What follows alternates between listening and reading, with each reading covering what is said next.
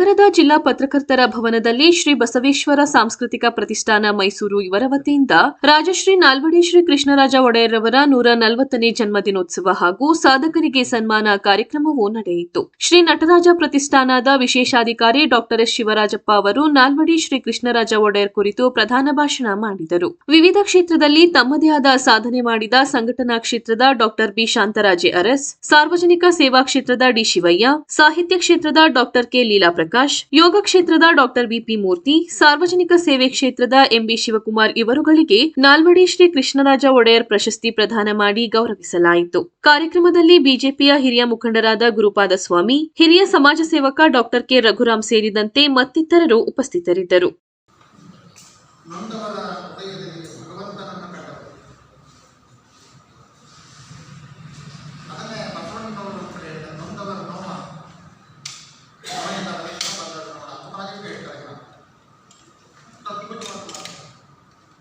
ನೊಂದವರ ನೋವ ನುಣಿಯದವರ ಬಂದರು ನೋಡ.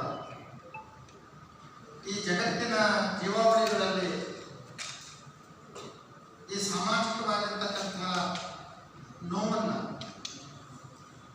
ಸಂಕಷ್ಟವನ್ನ,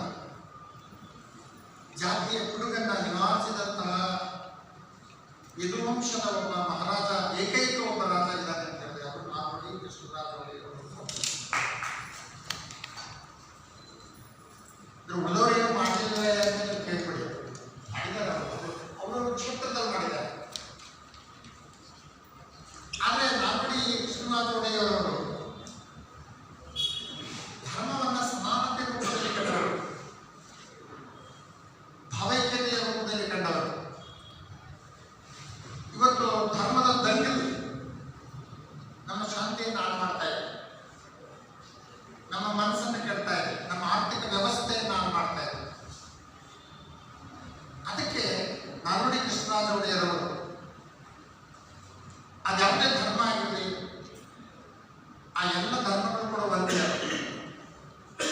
ಮಾರ್ಗ ಬೇರೆ ಇರ್ಬೋದು, ಆಚರಣೆ ಬೇರೆ ಇರ್ಬೋದು, ಆದರೆ ಗುರಿ ಒಂದೇ ಅಂತಕ್ಕಂಥದ್ದನ್ನ ನಮಗೆ ಅವರು ತಿಳಿಸ್ಕೊಡ್ತಾರೆ.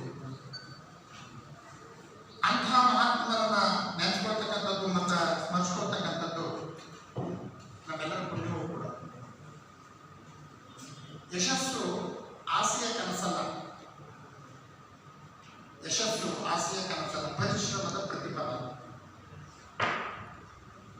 ಒಂದು ವೇಳೆ ಆ ಪರಿಶ್ರಮ ಪಟ್ಟದ್ರಿಂದನೇ